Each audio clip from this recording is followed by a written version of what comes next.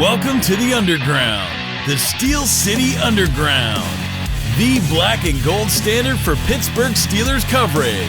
Now, here's your host, Joe Kuzma and Brian E. Roach. Hello, everyone, and welcome to another edition of the Steel City Underground podcast presented by MyBookie. My name is Joe Kuzma, and today I'm joined by my good friend, good buddy, old pal, my chum, A1, Mr. Brian E. Roach. Brian, what's going on? I'm touched and happy and thrilled to have read the comments on your wonderful and excellent Juju Smith-Schuster, Zach Banner interview, where they noted that I wasn't there and they felt bad for me. I appreciate that comment. Of course. Well, we missed you, of course, and it's always tough. It was like I had tried to get each of those guys individually, but that wasn't going to happen either. Their schedules are just so tight and jam packed. Oh, yeah.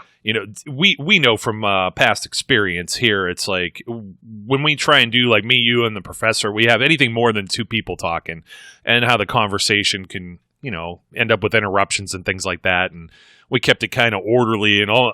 Well, thank you for the compliment of saying the fantastic show. I don't know that everyone agrees with you being missing. It would have been even better, maybe. I guess I'll put it that way. But folks, you can't see Brian right now. He's wearing like a derby, a derby hat. It is. No, it's a Bruce Arians hat. It's not a derby. A derby. I don't know what the hell they call these things. Governor. It's my Ireland hat. That's all. I bought it in Ireland when I was pretending to be John Wayne in The Quiet Man. That's not man, I am not a John Wayne guy. You'll have to go back to my dad for that.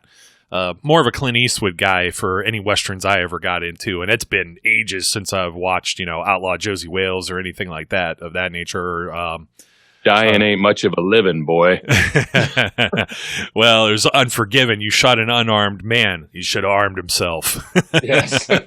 So, yeah, those are, oh, man. Now you're talking. Man, you threw me so far off. I was going to... I started thinking. I was thinking about the whole Irish thing, and I'm just going to leave it where it is. You should wear that for St. Patrick's Day next year, provided we all get unlocked from our cages and can go celebrate. That's when everything started. They started to lay the smack down on us. Well, Steelers are looking to lay the smack down this upcoming season. Which, you know what? A week from now. I mean, it's a football Friday, Brian. I think you got your Steelers gear on already. I got my Steelers gear on finally. I pulled it out of the doldrums, the closet, and it's time. And usually this stuff comes out a lot earlier, and we're talking about who impressed us in preseason games or how bad the Week 4 preseason game was. And I guess we'll just be talking about how bad the Week 1 regular season games are, because we used to say they were an extension of the preseason, right? Well, geez, Now that they don't have a preseason, it's like we may not get any. It might be sloppy football until November or something. And until Turkey Day, who knows?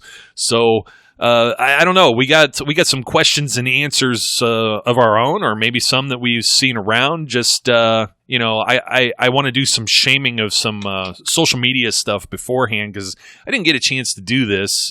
We haven't done it for a little while, but I haven't had a chance to talk about any news or anything that's happened. We had the interview earlier this week and things of that nature, but. First and foremost, praise the Lord. Who on earth wanted Leonard Fournette on this roster? It's like, how many running backs? Who are we going to get rid of?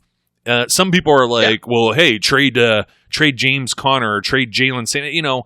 It's got to be something that the Jaguars would have actually wanted in a trade.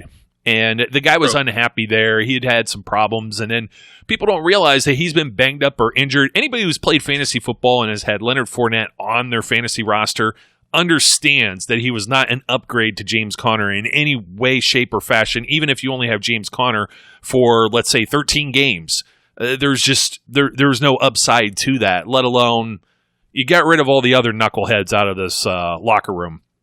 It seems like a tight knit group now. So why would you want to spoil that or upset the apple cart there? I can't remember whether I saw this post on Facebook or on Twitter. But somebody said, Walmart lets go an employee, and Steelers fans want to bring him in. I get it. Look, there's always that shiny new toy syndrome. There's always that grass is always greener syndrome. And with Leonard Fournette, of course, there's always the horrific memory of the 90-plus yard run in that game. It didn't count. Everybody had given up by that point. I know. I realize that, but that's what's in their mind. And that's the guy they think they're going to get. Oh, Leonard Fournette, every time he touches the ball, he's going to go 90-plus yards and win. People are nuts. What can I tell you? They're nuts. Well, as we speak, in one of the Facebook groups, somebody shared that the Miami Dolphins are shopping former first-round quarterback Josh Rosen. And that's all the more I'm going to say about that. Why are you sharing this in a Steelers group? Like, get out of town. Like, seriously. You have Paxton Lynch. That's who this guy is. He's just younger. And Paxton, well, I should say they have Paxton Lynch. I don't think they'll have Paxton Lynch in about, not even 48 hours or so, whatever, by 4 p.m. Eastern time Saturday, which will be tomorrow. That's going to be all the cuts. And then the practice squads start to get established at noon on Sunday. So when we come back to you guys early next week on Monday or Tuesday, we're going to be talking all the roster moves, the 53-man roster, the 16-man practice squad, et cetera, et cetera. But geez, oh man, Josh Rosen. That just, you know what? I shouldn't even have pulled this up yet because I already forgot the other dumb thing that I had seen in regards. It was the trade Juju. Was that for the Fournette thing too, or it was for somebody else? I don't remember what it was, but it was somebody who was enamored with a college running back. Who knows what college football is even going to look like this year? A guy that's not even available to the NFL yet. Trade to another team to get their first round pick to guarantee you can go get this guy at running back for next year when you don't have James Conner. So you want to get rid of essentially your top wide receiver, the veteran of your wide receiver room, to try and get a first round pick where you don't even know if that first round pick, how many running backs go in the first round to begin with? I don't know. I don't know how people connect the dots and say these things. This Josh Rosen thing just threw me off. We need to go and talk about some other things. It's just, I mean, quarterback wise, it sounds like Ben's back. And it sounds like Ben's better than ever. Now they're even talking about extending Ben even longer, which, for all the people that are Mason Rudolph haters or whatever else, that'll go beyond his rookie contract. I know your hand's in the air. But Kevin Colbert. Hater is not accurate, though. I'm not a hater. Did you hear Kevin Colbert? He says he looks like a veteran. Everybody's been giving Mason Rudolph a lot of praise and credit, and it sounds like he's connecting passes and getting the job done. I know it's practice. Until the other day when it was intercepted by Mason Rudolph, bounced off this guy's hand, and everything was bad. You're going to have that, though. Ben, remember, Ben was washed up like in 2017 when he threw 5 picks against the Jaguars like a month into the season. Yeah. Oh, absolutely. And they went 13-3, and that still wasn't good enough, of course, losing to the same Jaguars. Let me ask you a question about Ben. Have you watched any of the Ben documentary series that's out on the YouTube's interwebs? I saw the second one's out. I got to catch up on that. Yeah, and the reason I bring it up is it's one of the things that I learned through watching it, and it was interesting to me, is that, and we had speculated about this for a long time. This has been around for a long time, this injury he had. He ripped some of those tendons many, many years back, and he's had consistent pain in that elbow for years. So, I think that this is going to be an interesting year because, as you said, he appears to be back. Everything we've heard has been like crazy positive about Ben. And I really honestly believe this may be the first time in, 6, 8, 10 years that he's throwing without pain of any kind. Yeah, I should have stayed off Facebook. I don't know if Ben's being dramatic or not. I was going to get into running backs in a second too, so it's funny that I just saw this. But aside from Mason's going to be the backup, they're talking Ben extension. I don't know how much of it is Ben being over dramatic, or sometimes he could be a diva. But if the guy's saying he's feeling better than ever, and the powers that be feel that he's better, they're not trying to shove him out the door. They're trying to secure him with the team longer into the future. I think that's a pretty good sign, regardless of what we have seen or have yet to see. But do we need to pick up Adrian Peterson, just released by the... Oh, come on. What do we call him now? The Washington football team? I mean, that's the end of the road here. I mean, the guy had a career renaissance. He had a career renaissance. I mean, he's been... how old is he now? I mean, it's... 400. He's older than me. 477. His vessel is 3,000 years old and comes from wherever, the mists of Avalon, I don't know. 35-year-old running back. He's not Frank Gore. And I don't know that I would have wanted Frank Gore either when you got the guys that you have on your roster. Who are you bumping off? When it came to Fournette or any of this stuff that's going on, we're going to see other cuts coming around. Probably maybe somebody even like LaShawn McCoy, who, everyone's still kicking the tires on. Looks like he's going to be forced out of that situation with Fournette going to Tampa. But, I mean, James Conner's still here for at least one more year. Everybody was all about Benny Snell football last year, right? He's trimmed down, he's faster, he's whatever, and they just drafted Anthony McFarland. You still have the J Slash that's back there. 4 guys, and there are still guys that are going to end up on the practice squad who took some snaps last year, like a Trey Edmonds or Kareth White or I don't even remember who else. They had Tony Brooks-James, but he's not around. Anyways, and just to throw that name out there too, it's like you forget just how banged up this team was. You got a stable of good backs. I understand you want to throw someone else in there, but I don't know. Some of these players, I would think somebody like AP would probably be, he would be okay with being like a backup. He's not looking to probably be a starter. He probably realizes his role and where he is in a pecking order. And if he were to continue his NFL career somewhere, why not collect a paycheck, help maybe mentor some other guys and realize that, anything else you get from here on out is bonus for your career, a bonus season or bonus time or whatever, extra time. But it's just... otherwise it's like there's no reason to go reaching to make these type of moves. You're not going to put Adrian Peterson on your practice squad. You know what I mean? So, right. It's I don't know. It's another one of those things, like you say, Brian. It's like everybody, we would exhume the dead if we could, in some cases, to bring some guys back. I mean, some people still think that Hines Ward or Troy Polamalu should come back and play on this team, or Jerome Bettis. How old's Bettis already? He pushed 50, didn't he? He's up there. 48. Yeah, he's 48 years old, and some people would probably still want to bring him back. So, I don't know, man. I really try and stay away. And I know some of even our guys are like, "Why are you in these groups?" Right?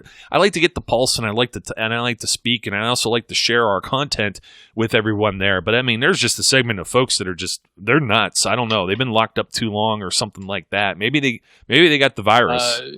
No. I'm telling you. This is not to. I can't remember what movie this is from. Oh, it's from Scrooged, Bill Murray's movie. But basically, I guarantee you, they've been the same way forever. This is not new. This is not them now changing. They were like this 7 years ago, or 5 years ago, or 3 years ago, when I actually was active in those groups on Facebook. They were like that then. It's one of the reasons I'm not active in those groups on Facebook anymore. I don't have a choice but to be. So I know. You're doing the good work, my friend. You're doing the good work. The thankless job. Another Bill Murray movie is Groundhog Day, when you see this stuff pop up every now and then. So did we think what are we thinking? We thinking the Steelers we talked about this last year.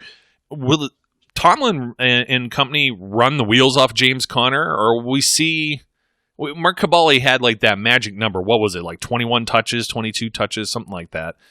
Are we going to see more of like Benny Snell or Anthony McFarland, or are we going to see some of these guys? Because we really haven't. I've done the research over the years, and we know when Tomlin first came into the league, he had Welde Moore, because they didn't throw a lot of balls Willie Parker's way. He was the third down back.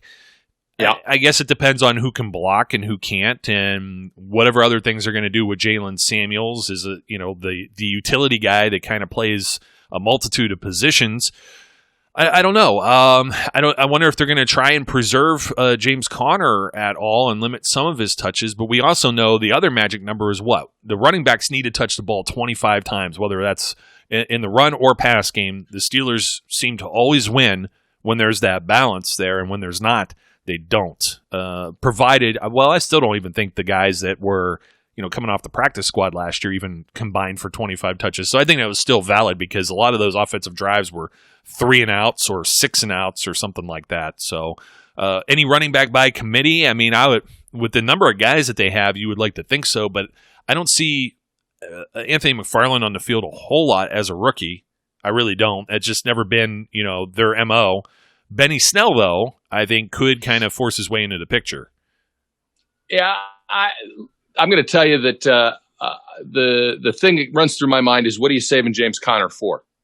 Right? You don't know. You're not extending him. You're not going to extend him. You're not going to sign him at the end of this season. His history is such that unless you get, we've talked about this a lot, unless you get a bargain basement kind of a hometown advantage deal, you're not bringing James Conner back next year. So what are you saving him for?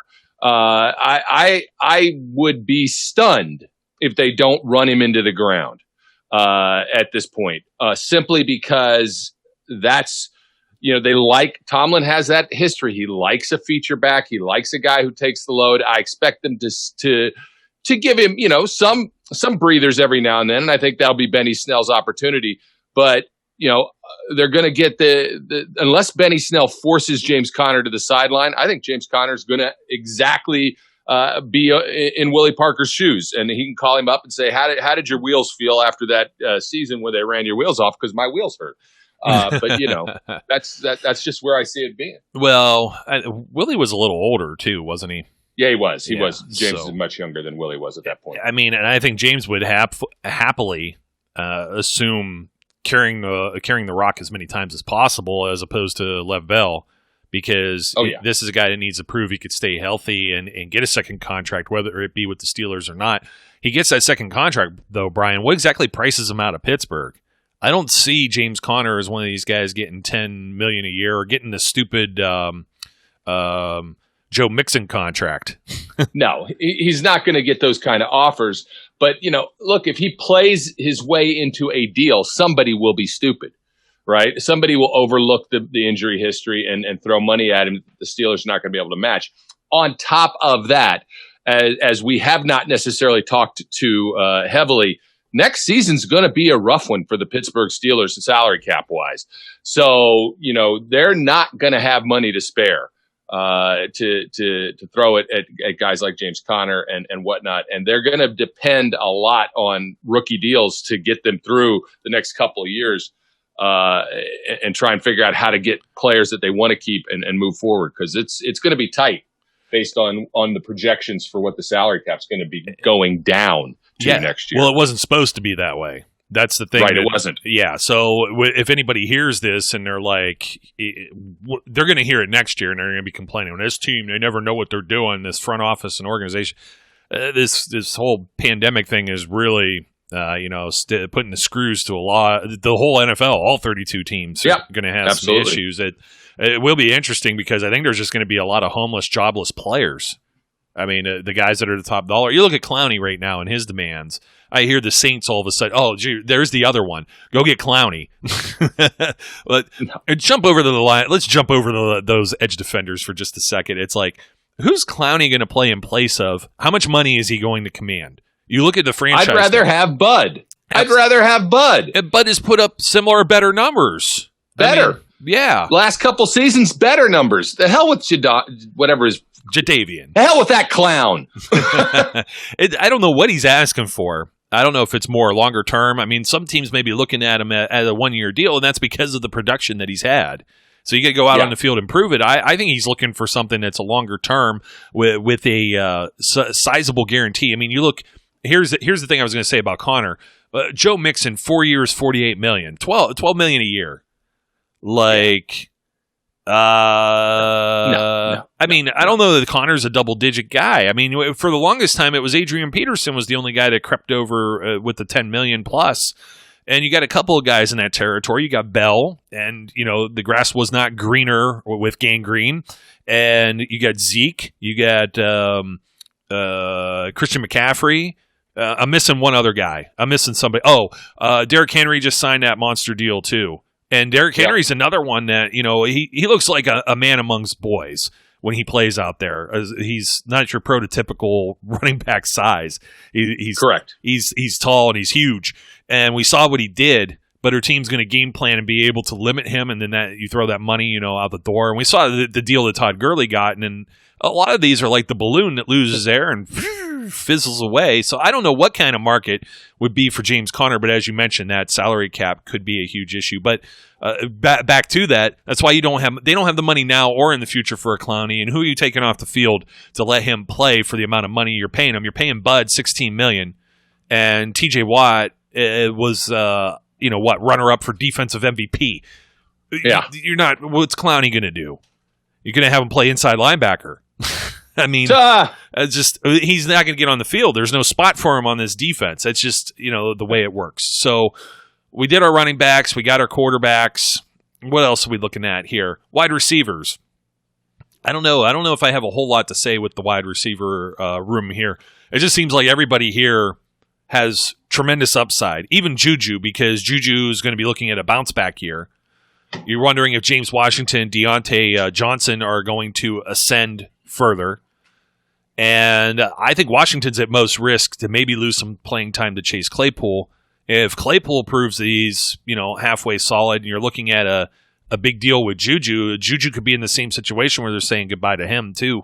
You just never know. I mean, he could be looking over his shoulder at his replacement, which was very awkward asking or hearing about him talk about that. But it's no difference than years ago we had, Carlos Emmons on the show, and I think they drafted Joey Porter. Was that his successor? And it's just these things happen, and he talked about that. You're always fighting to keep your job. It's a very short window. But just in speaking of all of this, you got a number of guys on the bottom half of this group. You got 4 for sure that are all locks and may have huge. I don't know. I see 1,000-yard receiver, and it's only because there's a lot of mouths to feed. I don't know. Let me put it this way. I'm a defensive guy, right? Yeah. I'm a guy that loves my defense. I bought a Chase Claypool jersey. Yeah. I tell people never, ever buy a jersey on a rookie. Don't buy rookie jerseys. You're insane.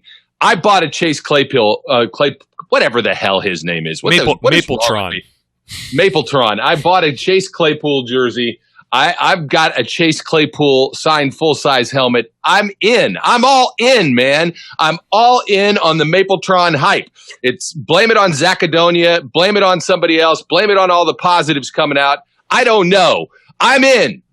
And I think he's going to press for playing time a lot faster than people anticipate, despite what Colbert was saying the other day about they don't like to force guys in early. I think he's going to push for playing time because I just think he's that good. You know what? That is a good point with the rookie. When Martavis Bryant took forever to get out there, and that was my argument against Juju. But Juju got out there really quickly because he was so much better than some of the other guys that we didn't get out there quickly, like Sammy Coates.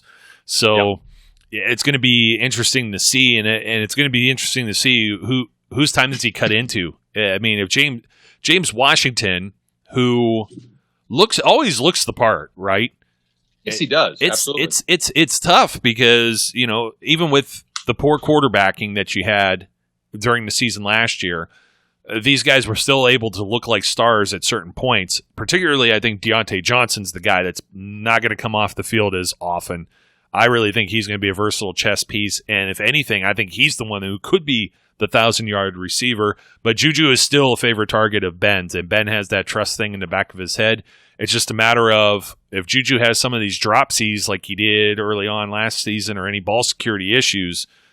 Yeah, that's the one. You got to keep it in the back of your head. That's the one that'll if he has them, if he hasn't resolved those kind of issues, that's the one that'll make Ben look elsewhere. Yeah, and elsewhere would be any of these other guys. And it'll be interesting to see what goes on. Ryan Switzer, are they going to have him returning kicks or punts? Probably Johnson is the punt returner. Doesn't sound like it. It doesn't sound like they're going to have him doing it. I don't know, man. I guess they've been splitting time, but then you got the other guys that are still here. Like, do you have a sixth wide receiver? I know we've kind of kicked the tires on this. Has Deion Kane done enough? He's the guy that was kind of the one who's been there, but you got hearing a lot of good things about Ray McLeod. They just went out and signed DeAndre Tompkins. It's all interesting stuff, man. So we're going to find out here just shortly to see how many wide receivers make it here. We got some other spots to talk about here. I say 5. 5? I don't know. It could be 6. I guess it depends on who they feel safe maybe stashing on the practice squad. So, before we get any further with some of that, I know season's right around the corner. You may be a betting person. You still got NBA and NHL playoffs. There's still baseball. There's all kinds of other things going on, but football's around the corner too, and that's where you might turn to MyBookie because the winning season returns at MyBookie, and the winning season means doubling your first deposit. Winning season means Survivor, Super Contests, and Squares. We've been on the site before in the past, Brian. There's so many different things that you could put your money down on here. And at MyBookie, winning season means hitting all of your parlays and props with your feet up, watching your team trounce their rivals. Although we don't get to see the Steelers play any rivals right away. You know what I mean? So Giants, Broncos, we got Texans. You got some time before I think we start smashing the Browns and Ravens and Bengals in the mouth. But regardless, it's time to celebrate. The NFL season is right around the corner. Invest in your intuition. Use the promo code, and this is our promo code, in order to double your first deposit. Use the promo code Steel City. New players get up to $1,000 in free play. That's designed to add more. What? 1,000. What? $1,000 free play? Holy crap! You just blew someone's speakers out somewhere, Brian. But in case they didn't hear it, that was louder for the people in the back, right? $1,000 in free play to add more excitement to the sports you love and the games you bet. From live betting to championship futures, every play you want to make is waiting at MyBookie. It's simple. Make your picks, win big, collect your cash. Use the promo code SteelCity and double your first deposit. Your winning season begins today, only at MyBookie. So, we should talk about Super Bowl odds and stuff like that here. Maybe we'll do that early next week too, before we get on previewing Pre-game. Football. Yeah, pregame. Man. I can't say how excited I am. The fact that we will have a pregame show. Holy crap! Although we'll have to wait until Monday while everyone else gets to enjoy the games earlier. You know what I mean? True, I know. And it also means we have a late night show on Monday night for the post game. Oh. Well, not as bad as usual though, because it's the early, a little earlier. That's since true. It's a double header. That's always rough, and the holidays are always rough. So when we feed that's right. We have Monday's off day, right? It's an off day. Yeah, well, but not Tuesday. Well, no, wait. What are you talking about? This Monday, yeah. This Monday I'm off. Next Monday we're not off. Yeah. What's today? Football Friday. That's right. It's Football Friday. Yeah. Getting spun in circles. What did we talk about? We missed some offensive positions. Offensive line. We're hearing all kinds of things. Hopefully David DeCastro is good to go. Marquise Pouncey rehabbed the torn meniscus and didn't have surgery. I mean, this is some crazy talk here among the two stalwarts here, the two All-Pros. I mean, it's got me a little concerned. I don't know what's going on here at right tackle. Is it Zach Banner? Is it Chuks Okorafor? We've got Kevin Dotson standing in for DeCastro and maybe even doing well. Yeah, that's what I hear. And doing well. Can he do the same thing at left guard? Is Matt Filer looking over his shoulder too? Stefan Wisniewski came here as a Steelers fan and a Pittsburgh native, Western Pennsylvania native, and he's not even being talked about. And I said he would probably be the backup center, but I didn't think he wouldn't be the starting left guard in place of Ramon Foster. This is some crazy talk here. The only guy we're not talking about is the guy that's got 1 year left on his contract, and that's Alejandro Villanueva. This might be the last. We heard DeCastro talk about it in regards to Villanueva, and he got started older and that maybe walking away, retiring. This might be the last stand for these guys, for this collective group. I mean, it was already Marcus Gilbert was the first guy out, and now Ramon Foster. You're starting to see it cycle through, and I don't know. I mean, obviously, I just talked to Zach Banner, and he's such a likable guy, and got to hear that he's 335 instead of 360, and that's huge. You got to, I imagine too, We didn't get really into stuff like that, like the muscle mass and BMI and stuff like that. But I imagine all of those numbers are improved too. And you look at it and you're like, well, 25 pounds, that's not much for a guy who weighs 360. Well, it's probably 25 pounds plus with muscle mass. And he's leaner and quicker and all of those different things. So it's going to be interesting to see. We never had any of these concerns, I think, when Mike Munchak was here. You know what I mean? You would think, hey, he could just take these guys like Putty and mold them however they want. Which, by the way, Cam Sutton's Putty, isn't he? Yeah. He was Putty, too. We'll talk about him in a second. Yeah. But, I don't know what to think about all this and if I should be concerned because – they drafted Kevin Dotson, but how many other guys have they drafted that are really lying in wait here? Everybody's like an undrafted free agent, and I know they've really, it's been their bread and butter on the offensive line, finding undrafted guys or street free agent guys. Ramon Foster was one of them. They find some of these guys, and they're able to plug them in, and they succeed. But how much longer before that could be a recipe for disaster? You don't want to get Ben hurt again. You know what I mean? So I am concerned about the offensive line. I thought they would maybe have a bounce back, but hearing about some guys being dinged up and things of that nature is really, it's really concerning. Yeah. I'm going to be, this is premature, but Dotson is a GAM in the making.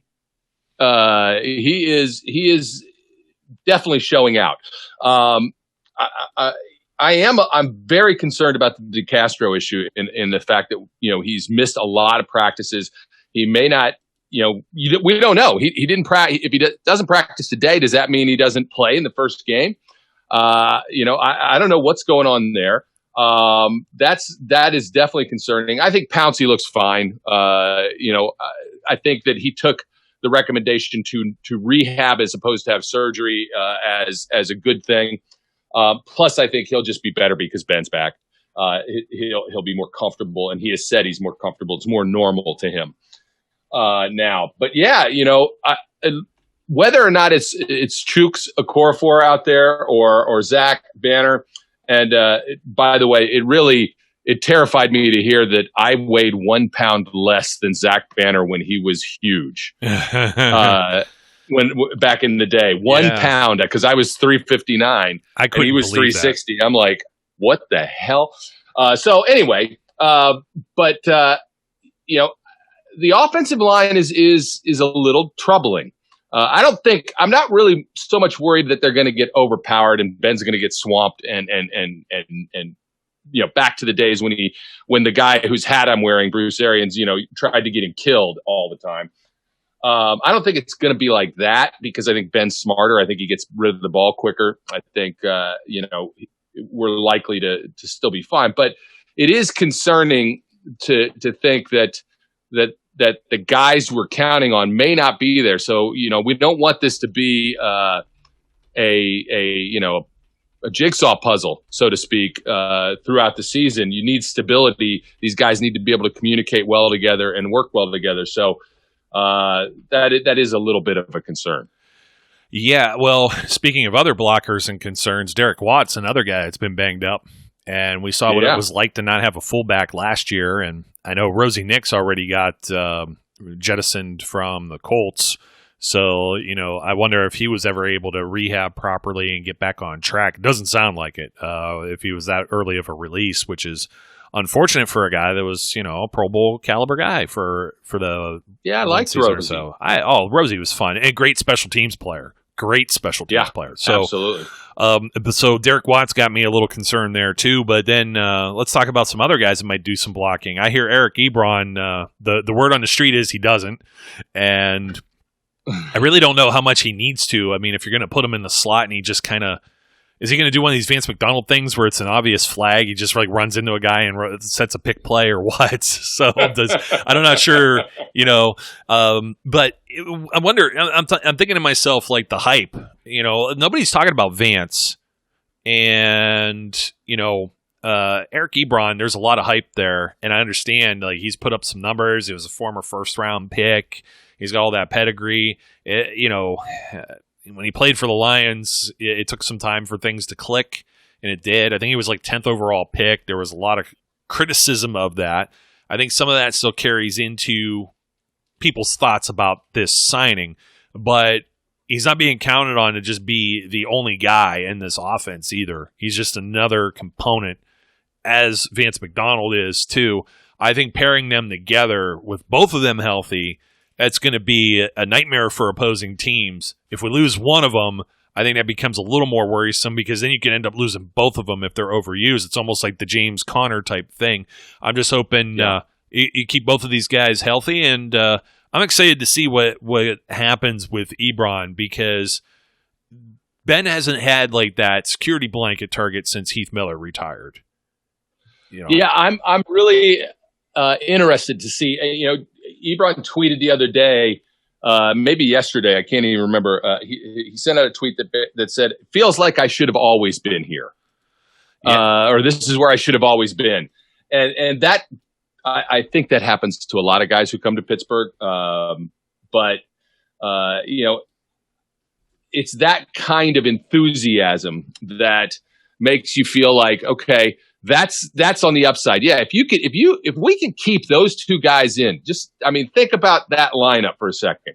Think about the lineup of having Vance McDonald and Eric Ebron as two tight ends, having Juju maybe even in the slot at that point, having Deontay Johnson out there as well, and then whoever, throw Chase Claypool out there, throw James Washington out there. What the hell is the defense going to do down in the red zone with those kind of guys? They're all 900 feet tall. And, this will be the largest lineup. Well, Deontay Johnson's not 900 feet tall. I take that back. And they're not. Is Godzilla like rising out of the river right behind the scoreboard? Is that who we're throwing to? Ben hasn't had that kind of height at, target wise in forever, since Plexico, really, or, consistently. So this is going to be an exciting offense, I think. You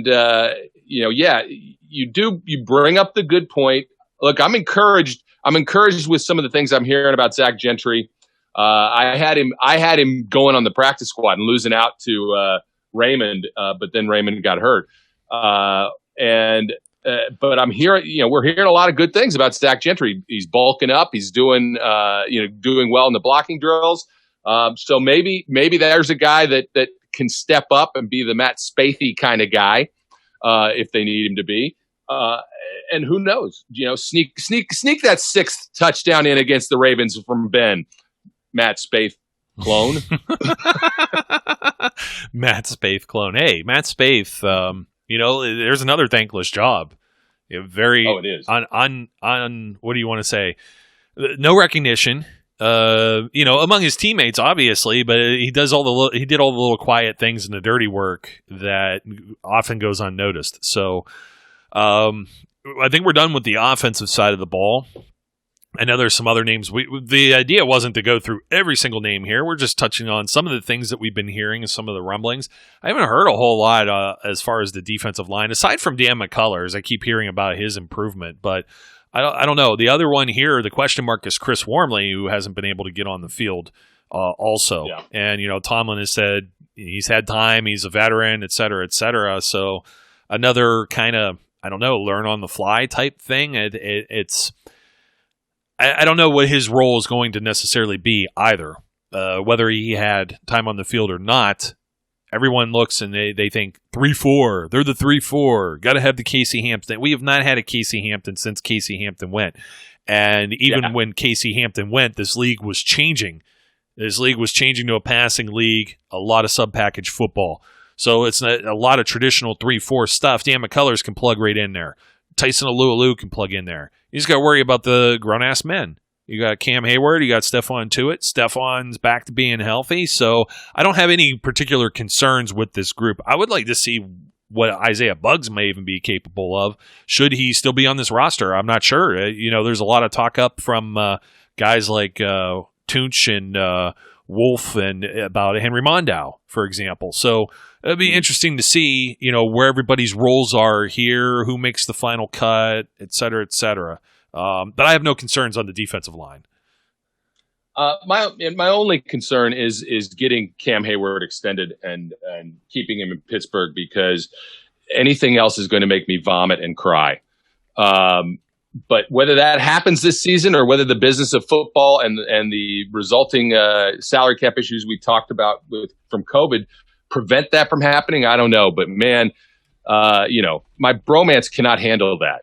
I need Cam Hayward to remain a Steeler for life. That's just period. That's my only concern. Beyond that, these guys look good. You got Cam, you got Tuitt, you got Tyson Alualu. Big Dan does Big Dan type things, at least part of it, because there's a guy. If he can take a couple steps forward, and up his snaps from like six to 8 a game to something more substantial, and do it in a beneficial way. Maybe all of a sudden, he's got. I can't even believe he's lasted this long. You know what I mean? We keep writing him off. But that gigantic shade tree that he is, Mike Tomlin can't stop the bromance that he's got with these big guys, and he manages to stay on the roster and contribute, and he's improved. So if he can make consistent improvement again, who knows? But people have to let go. I'm one of them. I miss the big snack, right? I want Casey Hampton. I want my Casey Hampton back. But you do have to grow with the times, and you have to evolve as a person and a human being. And that's what this is all about. They don't play that kind of defense that much anymore. So if McCullers can take those snaps, the 25% of the time that they're in base or whatever it is less, great. If not, okay. But you're not gonna spend big money on a guy that's going to clog up the middle when you only put him on the field 25% of the time. Yeah, it's very inconsequential. A lot of people get worked up over it, and I still can't figure out why. The guys that are... They're like me. They're old, and they're stuck in their ways. and they're not like me, because I'm old, but I'm never stuck in my ways. And the reason is because I'm always right. And therefore, I can't be stuck in my ways, because then I would be wrong sometimes.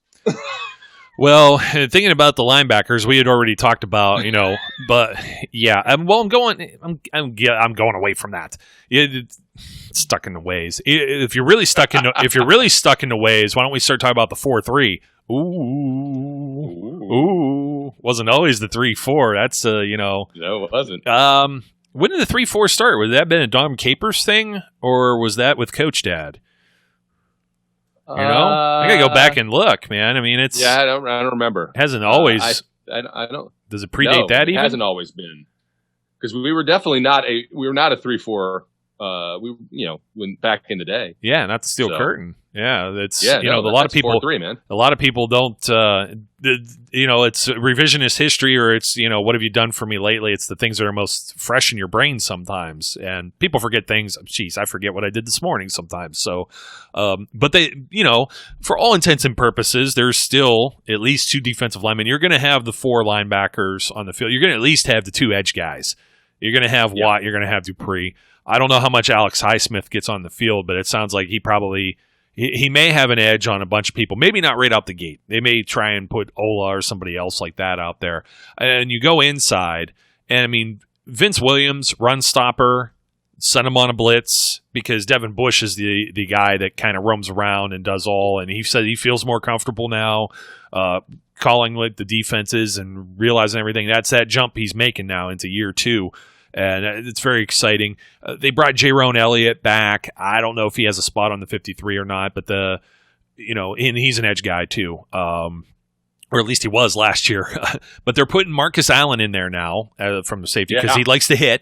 That's what we're heard of, and we talked about this with the pow. Yes, yoy, the whole the dimebacker role, and I haven't heard a whole lot off of Antoine Brooks at this point. So maybe Marcus Allen's finally finding a role here. They need somebody to kind of, believe it or not, be the Mark Barron type. Will that be Ulysses Gilbert? Will that be Marcus Allen? I guess they're playing with some different things here. And you know what? I think all of that kind of gets to be inconsequential when you jump over to the secondary, Brian, because we're hearing, all these different things. I put Terrell Edmonds on my hot seat only for, he's been banged up. I put the article out on the website this morning.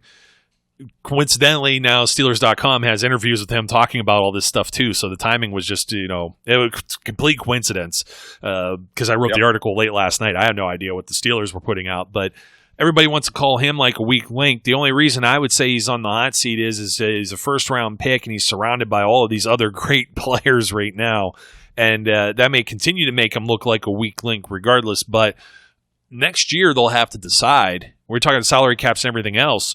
They have to make that fifth-year option decision on a first-round pick a year early. They don't get to do it when his contract's almost up. So this year is really, show me something.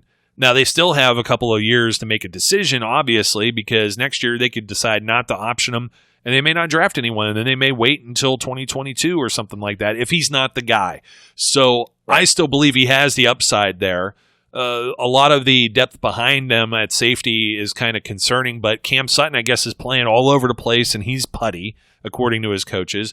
We talked about last year. We haven't talked about it as much this year, how Terrell Austin came in, and they broke up these duties. They have two coaches there in the secondary, working with these guys.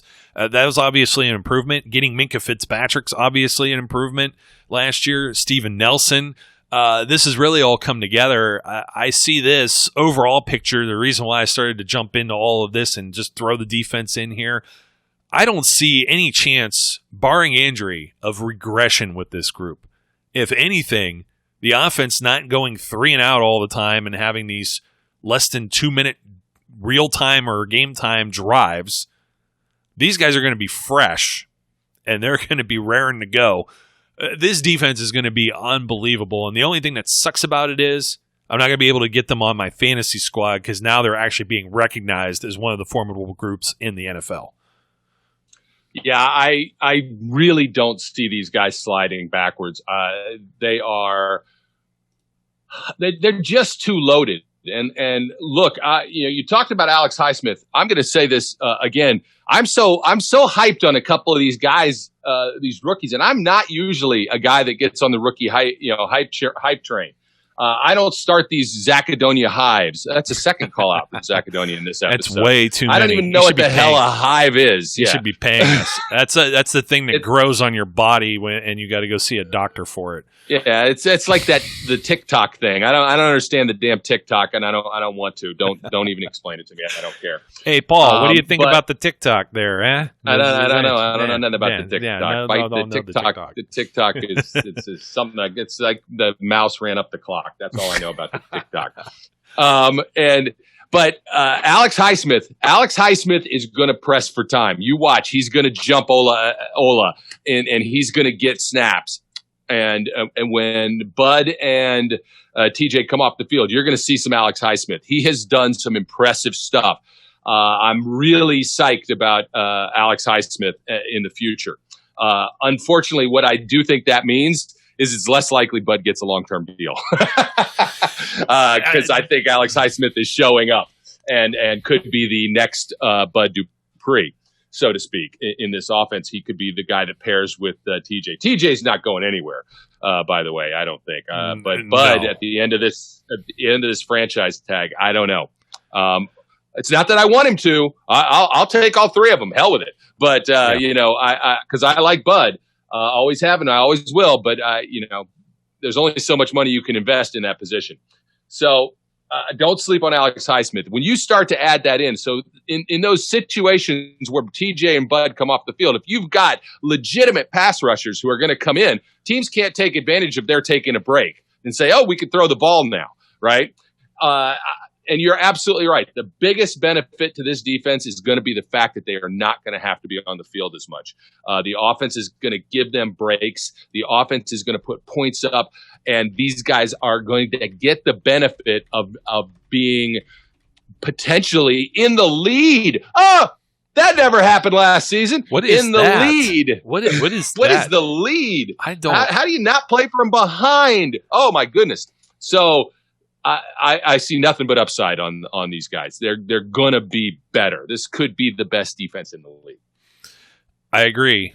Do we need to say anything about special teams? Just hoping Cam Canada is healthy and ready to go too, because you've had the same long snapper, holder, kicker combo here for a few years. As much as that's another thing I didn't think about when I was discussing whether or not Jordan Berry and his job could be at risk is, hey, he's the guy who holds the ball here when Boswell's kicking all those field goals to beat the Bengals like he does.